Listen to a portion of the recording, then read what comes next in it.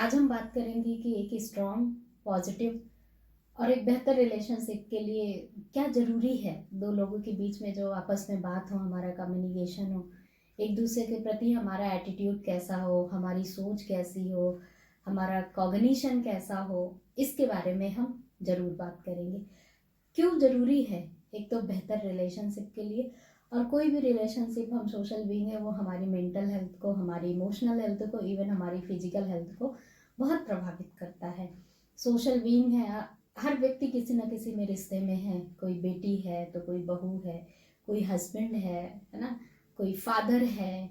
कोई ना कोई रिश्ते में हम जुड़े हुए हैं और एक दूसरे से हम प्रभावित होते हैं और एक दूसरे से कहीं ना कहीं हम सीखते भी हैं, लर्न भी करते हैं और कहीं ना कहीं हर्ट भी होते हैं। लेकिन अगर हम छोटी छोटी चीज़ों रिश्ते में ध्यान रख रहे हैं, छोटी छोटी बातों का हम ध्यान रख रहे हैं, तो वहाँ पे हमारा रिलेशनशिप बहुत बेहतर भी हो सकता है।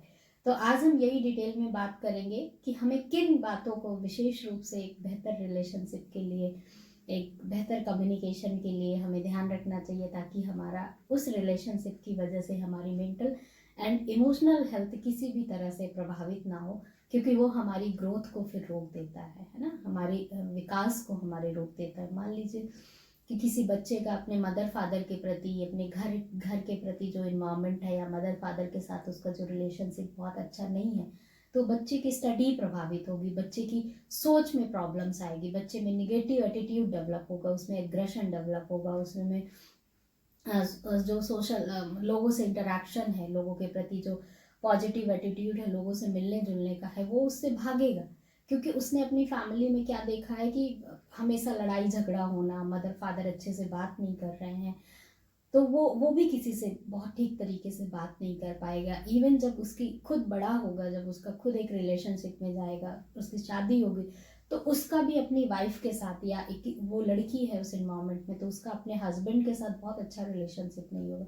टोटली इम्पैक्ट करता है कि किस इन्वायरमेंट में, किस जगह पे, किन लोगों से हमारा इंटरेक्शन है और वो कैसा हमारा इंटरेक्शन है।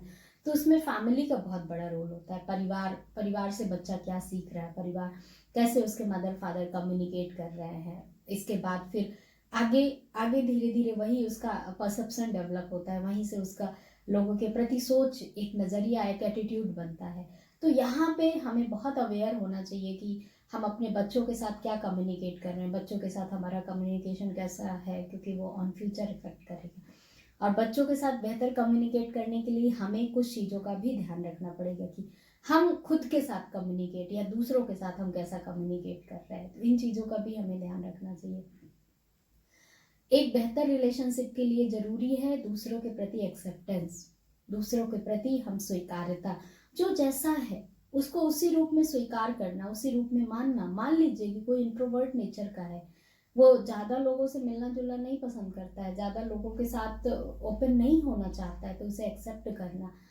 कोई कोई स्लो लर्नर है, कोई स्लो काम करना पसंद करता है, तो उसको एक्सेप्ट करना। कई लोग उसको बोलते हैं तुम बहुत धीमा कर रहे हो, तुम कुछ नहीं कर पाओगे, और जल्दी करना। हो सकता है वो काम को एंजॉय करता है, वो धीरे धीरे काम को पसंद करता, उसका उस काम के प्रति अलग तरीके से करने की तरीके हों उसके, तो उसको एक्सेप्ट करना। कोई मान लीजिए कि घूमना है, कोई अलग जगह पे घूमना पसंद करता है, कोई अलग जगह पे घूमना, कोई स्पिरिचुअल प्लेसेस पे घूमना पसंद करता है, कोई माउंटेन्स पे पसंद करता है घूमना, है ना, कोई सी बीच एरियाज में पसंद करता है। तो दूसरों की चॉइसेस को, दूसरे के नज़रिए को, दूसरे को विचार को, दूसरे के प्रॉब्लम सॉल्विंग स्किल्स को, दूसरों को, किसी को हैंडल करने के तरीके को, किसी के, दूसरों को किसी तरीके से काम करने के तरीकों को हमें एक्सेप्ट करना चाहिए। अगर हम एक्सेप्ट नहीं करेंगे और अपनी बातों को हम थोप रहे हैं उनसे कि हम जो सोच रहे हैं, हम जैसा सोच रहे हैं, हम करेक्ट हैं और आप भी ऐसा करो, कहीं ना कहीं वो मेंटल फ्रस्ट्रेशन का कारण बढ़ता है और आपस में हमारे कॉन्फ्लिक्ट्स बढ़ते हैं, आपस में हमारे मनमुटाव होंगे और आपस में रिलेशनशिप में दूरियां बढ़ती चली जाएंगी। कई बार हमारे जो पेरेंट्स होते हैं वो क्या करते हैं, जो जितनी उनके पास नॉलेज है या जितनी उनकी समझ है, उसके बेसिस पे अपने बच्चों पे करियर ऑप्शंस पे ज़्यादा थोपते हैं। कभी भी उनकी चॉइसेस को नहीं जानने की कोशिश करते हैं, कभी वो नहीं जानने की कोशिश करते मेरा बच्चा खुद क्या चाहता है, और कभी उसको मौका भी नहीं देते हैं। तो क्या होता है, बच्चा उनसे डरना शुरू कर देता है, बच्चा उनसे दूर होना शुरू कर देता है, बच्चा उनसे जो झूठ बोलना स्टार्ट कर देता है, बच्चा उनसे जो एक बॉन्डिंग होनी चाहिए उस बॉन्डिंग से भी डिसकनेक्ट होने लगता है। लेकिन क्या होता है ना, हमारी सोसाइटी हमारे या इन्वायरमेंट ऐसा डेवलप नहीं है कि जहाँ हम इतने ओपनली हम बात करें, हम अपने ओपनली अपने बच्चों की भी थॉट को, बच्चों को भी इंटरेस्ट को, बच्चा भी जो करना चाहता है उसको मेंशन करें।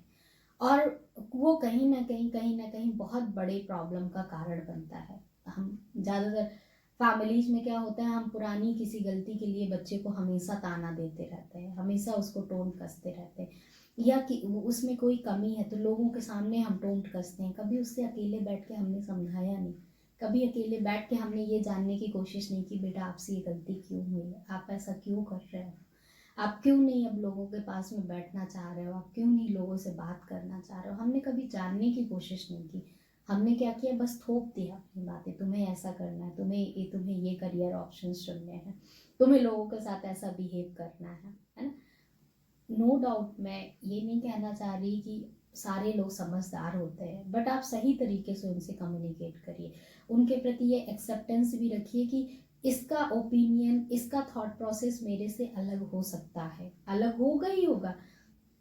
क्योंकि भले आप अपने बच्चों को देखो कि उसी इन्वायरमेंट में रह रहा है तो मेरे जैसा ही सोचना चाहिए, नहीं सोच सकता।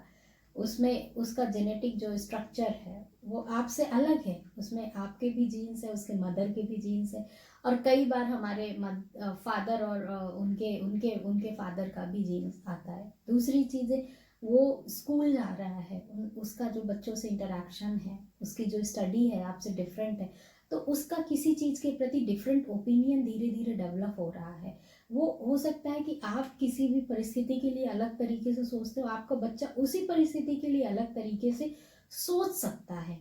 तो पहले ये डिफरेंसेस को समझना कि क्यों डिफरेंसेस हो सकते हैं, समझने के बाद उसको एक्सेप्ट करना कि वो डिफरेंसेस के साथ वो पल बढ़ रहा है तो मेरे से अलग हो सकता है। तो कभी भी अपनी बातों को किसी पे नहीं थोपने की कोशिश करिए, उसके डिफरेंट व्यूज को, डिफरेंट ओपिनियन को, डिफरेंट थॉट्स को, डिफरेंट मेंटल प्रोसेसेस को समझने की कोशिश करिए और उसके प्रति एक्सेप्टेंस रहिए। नहीं तो क्या होगा, कई बार होता है ना कि अगर हमारी पर्सनालिटी ऐसी है कि हम चाहते हैं कि जैसा मैं सोच रहा हूँ या सोच रही हूँ वो मैं सबसे बेहतर सोच रही हूँ और लोग वैसा ही फॉलो करें जैसा मैं चाहती हूँ, जैसा मैं चाहता हूँ, तो वहाँ पे आपस में बहुत कॉन्फ्लिक्ट्स पैदा होते हैं, आपस में हमेशा ताना खींची, हमेशा एक नेगेटिव इन्वायरमेंट बना रहता है। वो रिलेशनशिप कभी भी बेहतर नहीं हो सकता है। और हर व्यक्ति एक रिलेशनशिप में या जिस इन्वायरमेंट में काम करना चाहे, वो ऑफिस हो, वो घर हो, या कुछ भी इन्वायरमेंट, वहाँ चाहता है कि वहाँ शांति रहे और उसको एक्सेप्ट किया जाए। वो जिन वैल्यूज के साथ, जिन क्वालिटीज के साथ पल बढ़ रहा है या जो क्वालिटीज को ले करके अपने को ग्रो कर रहा है, उसके प्रति लोग पॉजिटिव एटीट्यूड रखें। हर व्यक्ति चाहता है कि उसको एक सम्मान की दृष्टि से देखा जाए।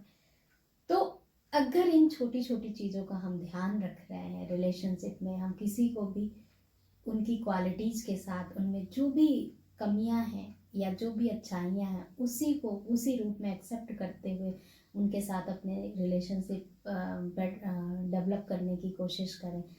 अपनी बातों को थोपने की बजाय अपनी बातें और उनकी बातों में एक सामंजस्य स्थापित करने की कोशिश करें, जो एक बेटर सॉल्यूशंस हो सकता है उसके साथ आगे बढ़ने की कोशिश करें। तो मुझे लगता है कि वो रिश्ता बहुत ही बेहतर हो सकता है, बहुत पॉजिटिव रिलेशनशिप की ओर हम आगे बढ़ सकते हैं।